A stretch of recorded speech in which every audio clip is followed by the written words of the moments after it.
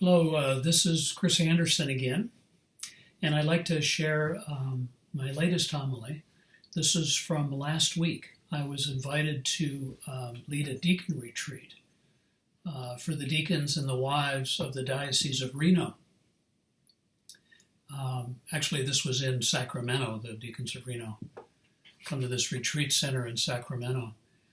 It was a great experience. And on last Sunday, I was asked if I would preach at the Mass in light of the retreat. And so this is the homily I gave.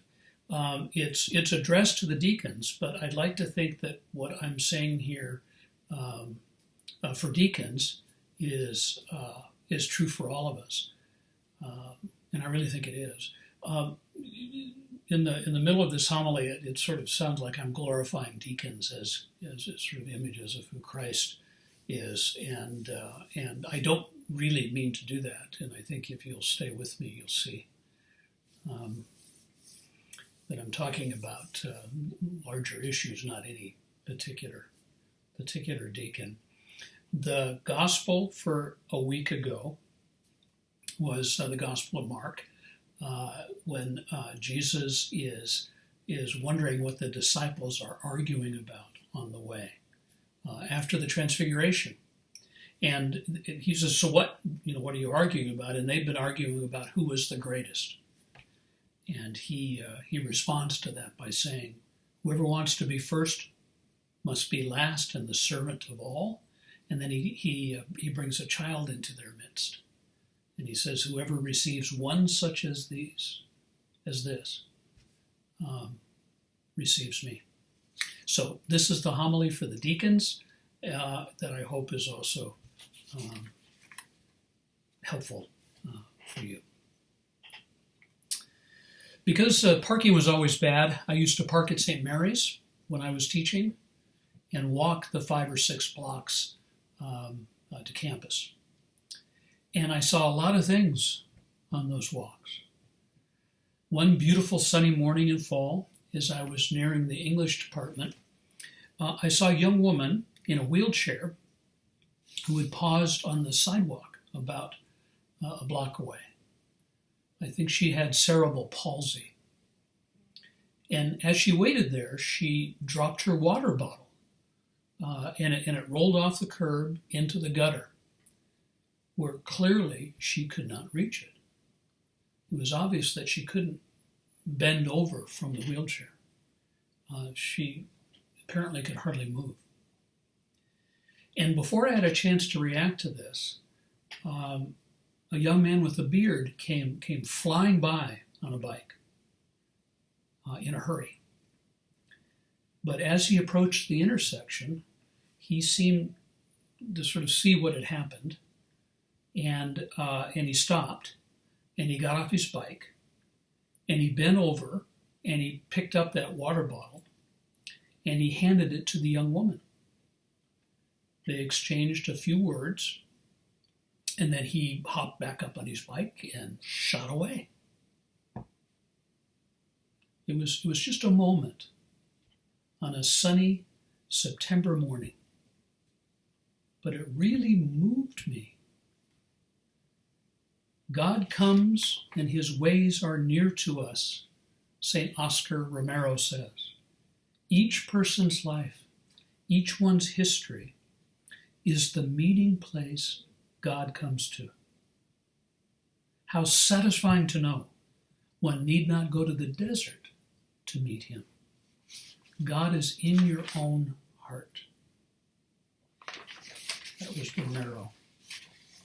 I don't think a university is any better or any worse than any other world, but it happens to be the world that I know. And I can tell you that the idea of the first being the last and the servant of all just wouldn't work on a tenure promotion committee or on a scholarship committee or just about any committee. The rule in the university is competition. The rule is to try as hard as you can to be the first, not the last. And the pressure is to fill up our classes too. Receiving just one child as Jesus urges us to do in the gospel, wouldn't be enough. It's all about numbers. And taking the letter of James was the epistle last week. Taking the letter of James as a recruiting guide wouldn't really work either. Come to OSU and learn wisdom. Come to OSU and learn to be pure, then peaceable, gentle, compliant. No one would sign up. We have to promise money and status and prestige. I'm trying to get out of the sun here. Becoming a deacon sidetracked me in the English department. It took me out of the game. And I have to admit that I always struggled with that. I wanted to surrender to God's will. I prayed for the grace to let go. But again and again, I found myself still trying to impress everyone. Sometimes, in fact, by trying to show them how humble I was. How do I get out of the, here we go. Sometimes by trying to show everybody how humble I was. That's how I would impress them. Look at me, not caring about what you think. I'm way better than you. And now I'm retired. And retirement is a kind of dying too. I'm so glad to be away from OSU, although I miss it, and the pressures of it. I'm really glad to be retired. But aging is a spiritual practice too, or can be. And what it involves is a slow stripping away of whatever authority or whatever power we might have had. And everything depends on how we face that, or if we do. But isn't this what it means to be a deacon and a person, a Christian? Isn't this what being a deacon has always been about? Be humble, Pope Francis told the deacons of Rome this June. Pope invited all the deacons and their wives from Rome to a private audience with him. And he gave a talk to them, and he said, be humble. Let all the good you do be a secret between you and God. And so it will bear fruit. It's like the boy on the bike. He didn't know that I saw him do what he did. And he couldn't have put that on his resume. It was a secret between him and God. The boy on the bike is the figure of the deacon, is the figure, I think, of the Christian. The boy on the bike shows us what we all should do. We have to stop. We have to climb down. We have to stoop. And in the world, on the street corners and on the curbs, we have to help those who need us to reach what they cannot reach on their own. The logic of the diaconate, Pope Francis says, is the logic of lowering yourself, as Jesus lowered himself, as Jesus stooped. If there is one great person in the church, Francis says, it is the one who has made him or herself the smallest. And it's in this sense that the diaconate, as an order, not necessarily individual deacons, but it's in this sense that the diaconate is prophetic.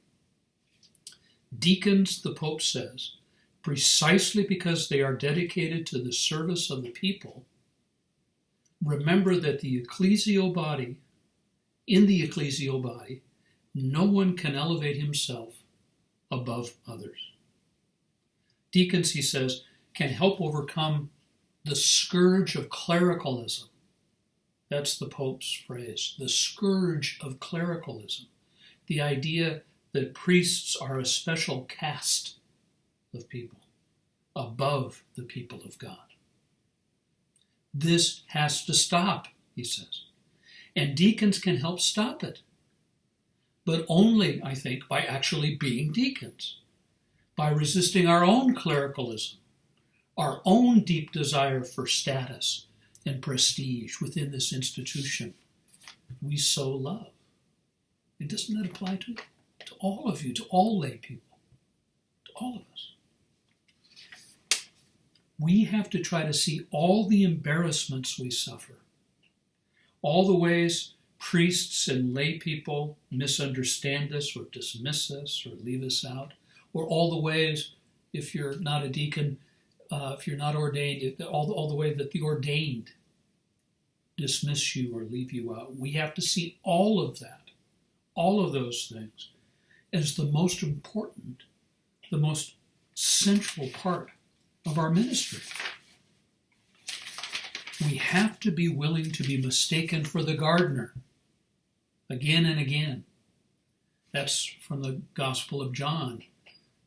After the resurrection, where Mary Magdalene sees the gardener, sees this man, and doesn't recognize this man as Jesus.